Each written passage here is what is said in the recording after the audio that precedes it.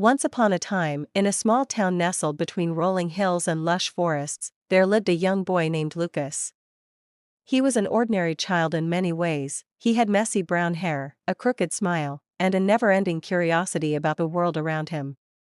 However, there was one thing that set him apart from most other children in his town: he wanted to be a scientist. It wasn't that Lucas had a particular love for science as a subject, rather, he was fascinated by the very process of discovery itself. While other kids were out playing sports or riding bikes, Lucas could often be found sitting on the porch of his house, gazing at the sky, his mind racing with questions.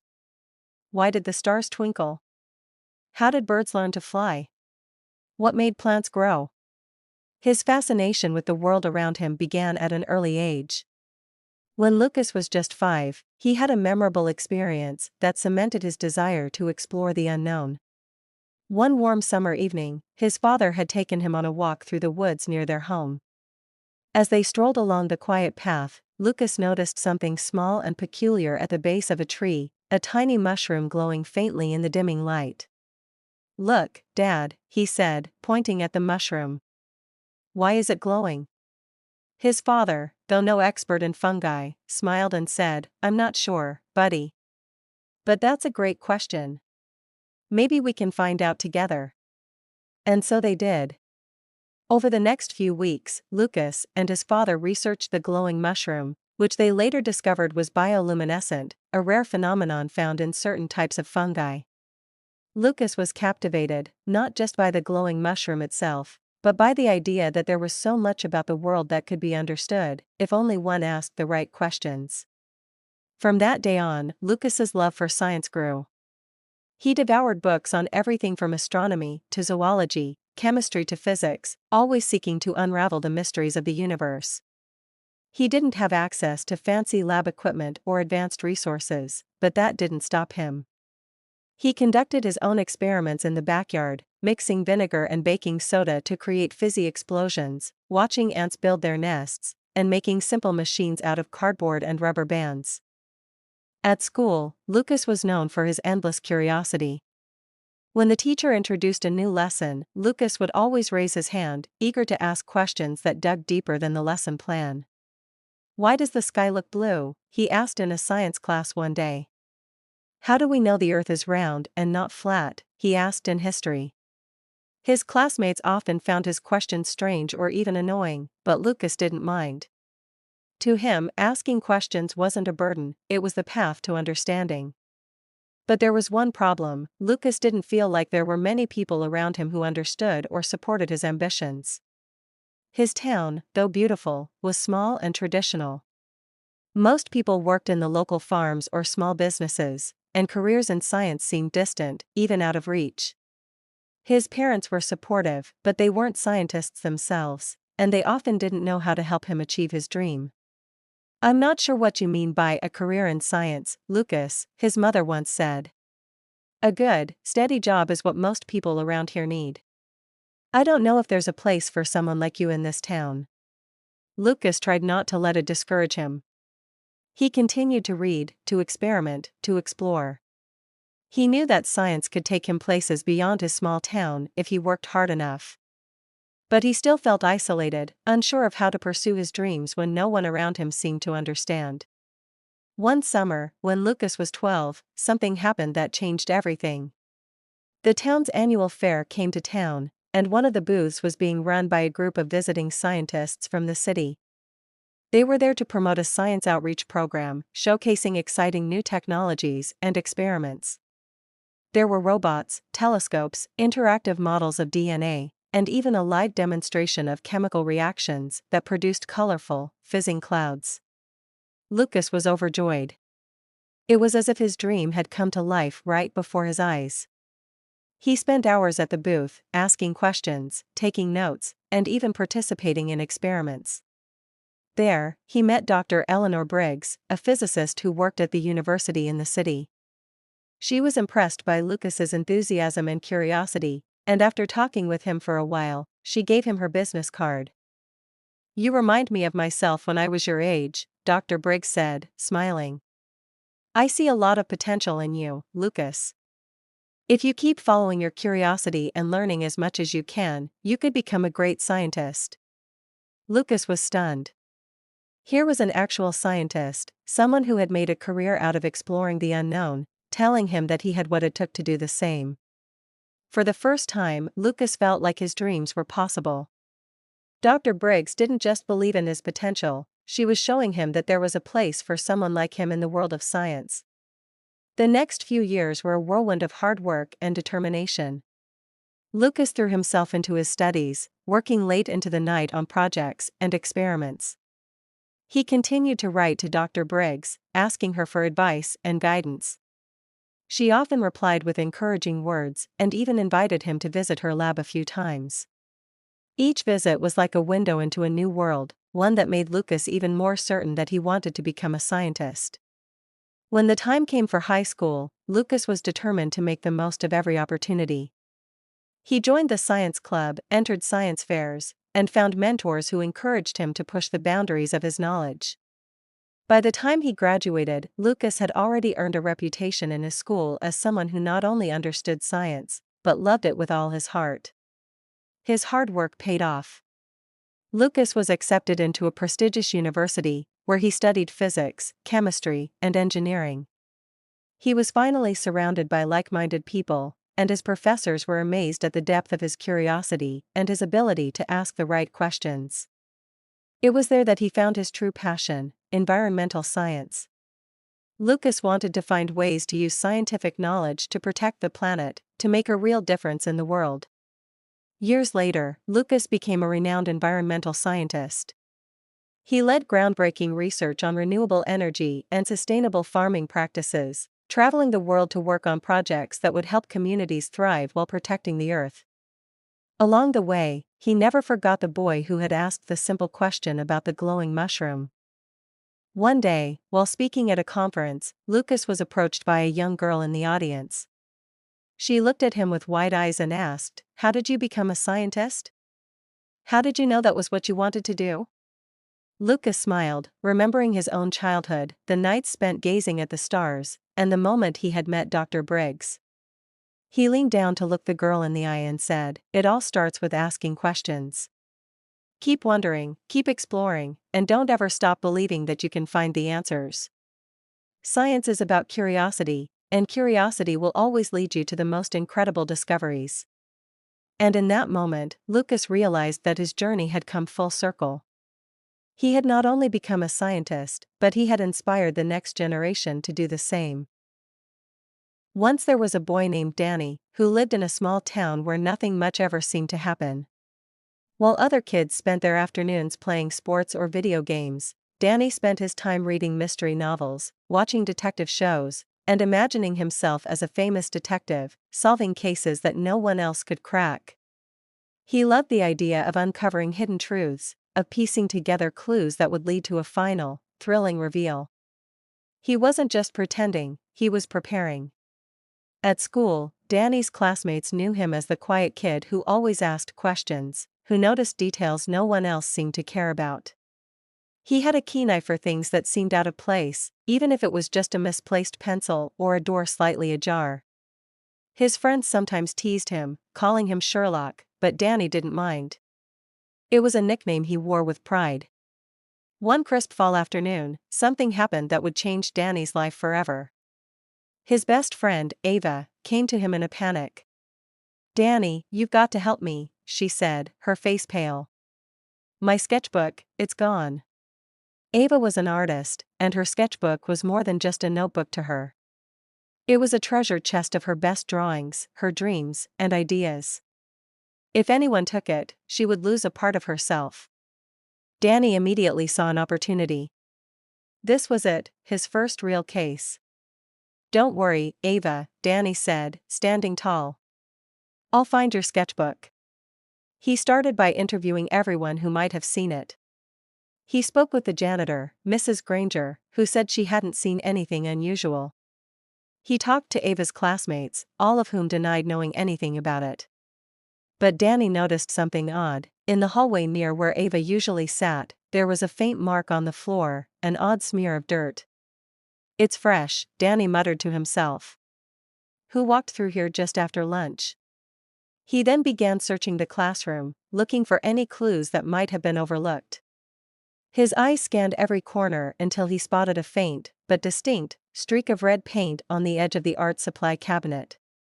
Danny's mind raced. Could it be? He pushed open the cabinet door, revealing a small, hidden compartment at the back. And there it was, Ava's sketchbook. "Gotcha," Danny whispered to himself. Ava was overjoyed when Danny handed her the sketchbook. She hugged him tightly, amazed at how quickly he'd found it. "How did you do it?" she asked, her eyes wide. Danny grinned, feeling the rush of success. "It's all about paying attention to the details. You see, the mark in the hallway led me to the dirt, which made me think someone might have been in a hurry to hide it. The paint? It was a clue that the person was near the art supplies, and well, you can't hide a sketchbook in plain sight unless you know where to look." Ava stared at him in awe. "You're like a real detective."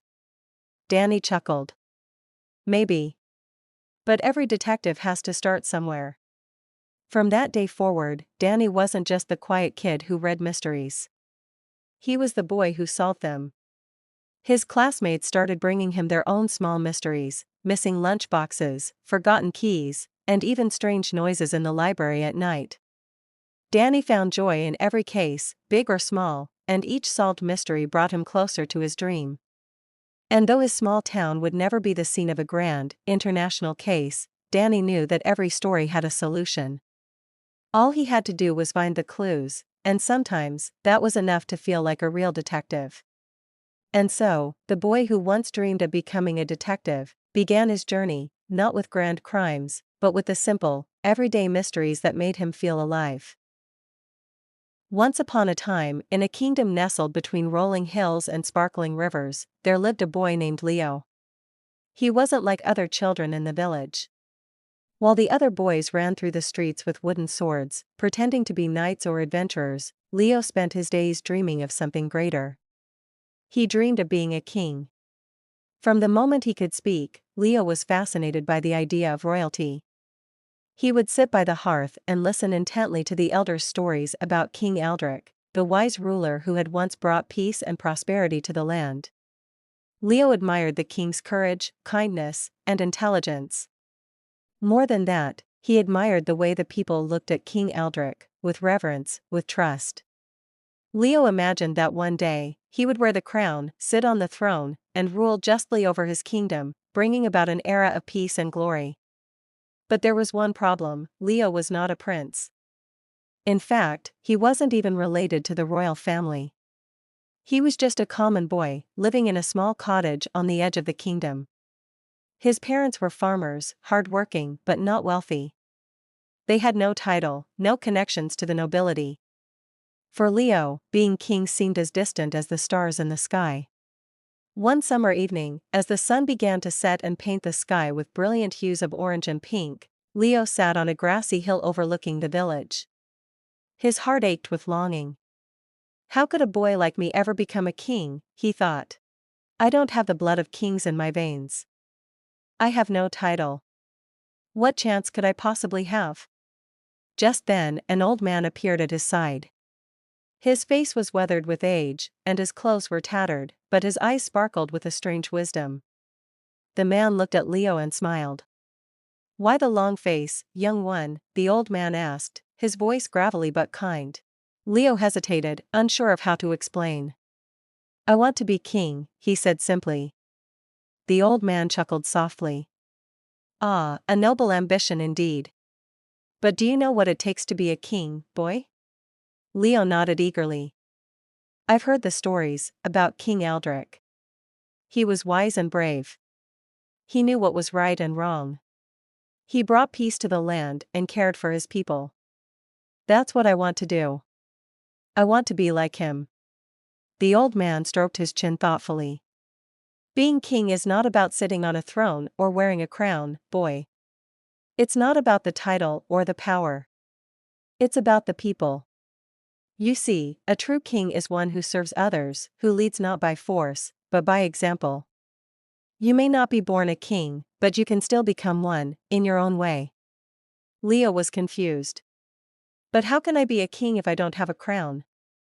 If I'm not born into a royal family? The old man's smile deepened. A crown is just a symbol, boy. What matters is the heart. If you want to be king, you must first prove yourself worthy of that title. And to do that, you must learn the ways of leadership. The old man's words lingered in Leo's mind long after he had disappeared into the forest. That night, Leo lay awake, contemplating what he had heard. Leadership, kindness, bravery. He knew the road ahead wouldn't be easy. But he was determined. He would prove that he had what it took to be a king. Over the next few years, Leo set out to learn everything he could about leadership. He began helping his neighbors with their work, tending to the sick, and offering his assistance to anyone in need. He didn't do it for praise or recognition, he did it because he genuinely wanted to make his village a better place. People began to notice. They saw that Leo was not only hardworking, but also kind and fair. He treated everyone with respect, whether they were peasants or nobles. As Leo grew older, the king's health began to deteriorate. King Aldrich, once a strong and wise ruler, was no longer able to govern as he once had. The kingdom fell into disarray. There were whispers of war, of rebellion, and of famine. The people cried out for a leader, but none seemed to have the courage or wisdom to step forward.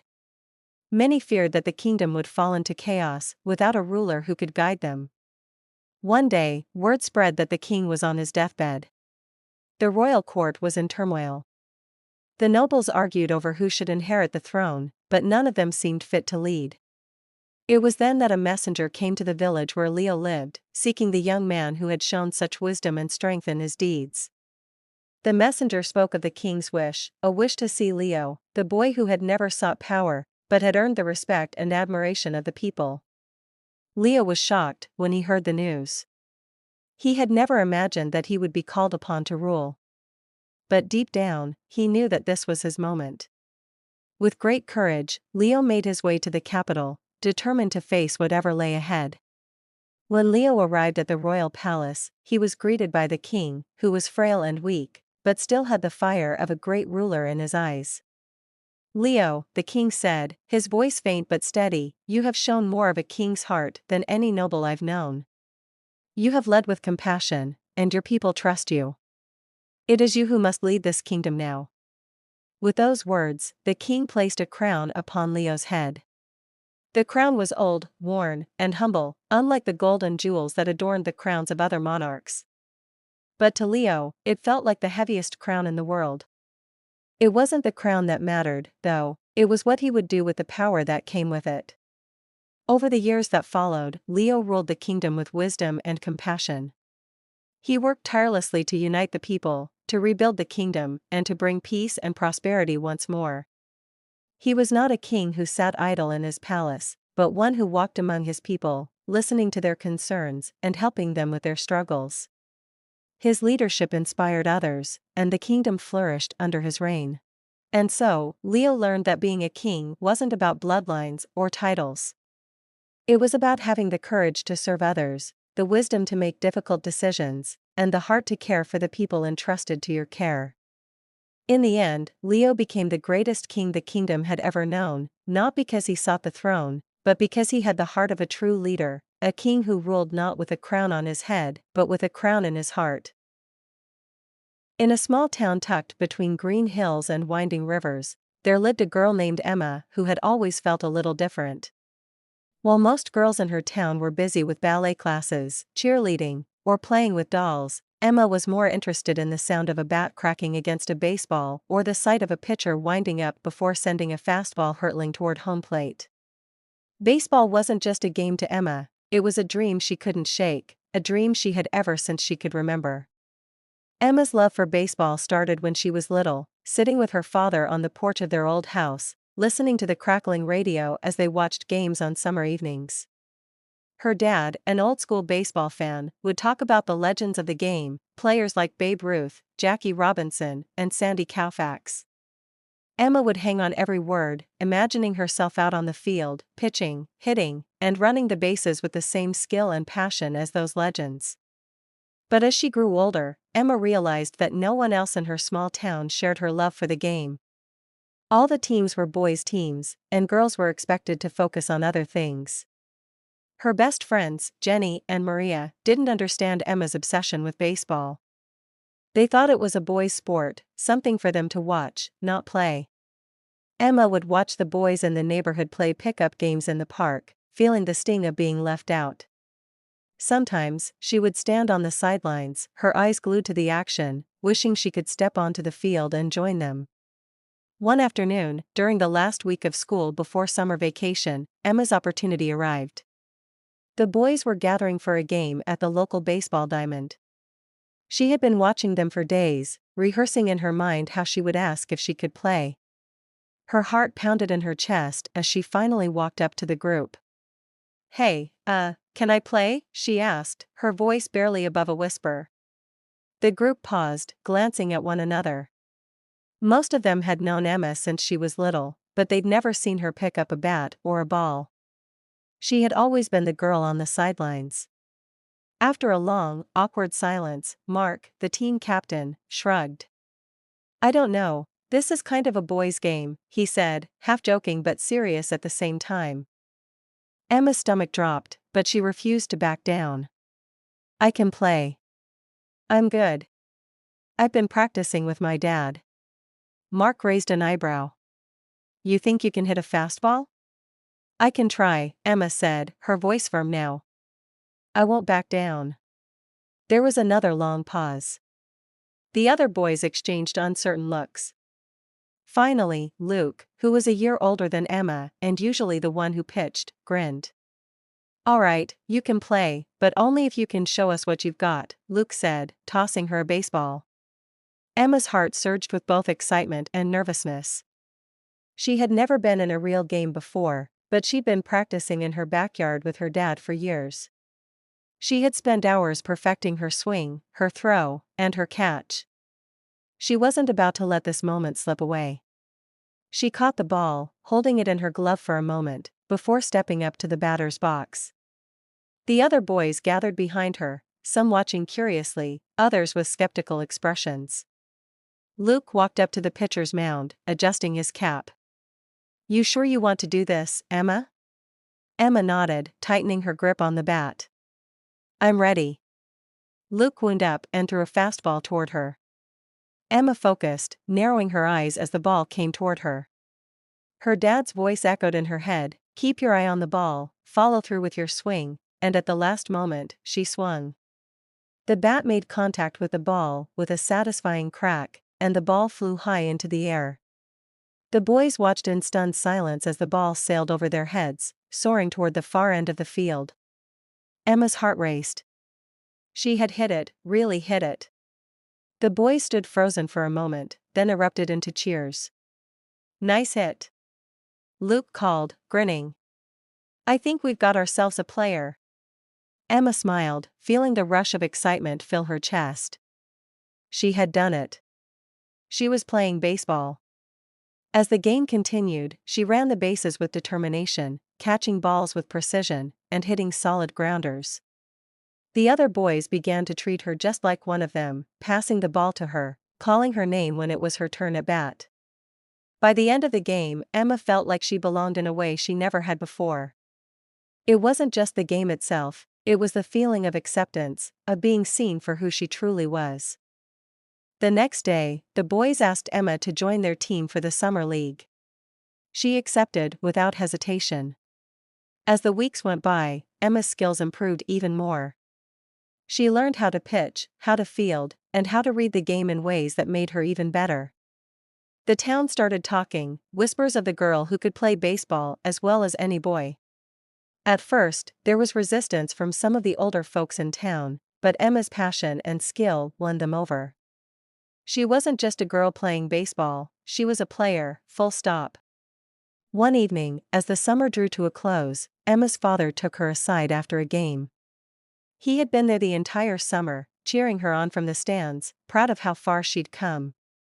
"You know, Emma," he said, his voice a little choked with emotion, "I always knew you had it in you. But I think what you've really shown me is that it doesn't matter if you're a girl or a boy. What matters is that you love the game. And you play it with heart. Emma smiled, the weight of his words sinking in. She had fought for her place on that field, not because she wanted to prove something to anyone, but because she loved the game more than anything. In the end, that was all that really mattered. As the sun set behind the baseball field, Emma stood with her bat resting on her shoulder, looking out at the diamond. She had come a long way from the girl who had watched from the sidelines. Now, she was part of the team, one of the players, one of the dreamers. And she knew that as long as she had her love for baseball, nothing could ever hold her back.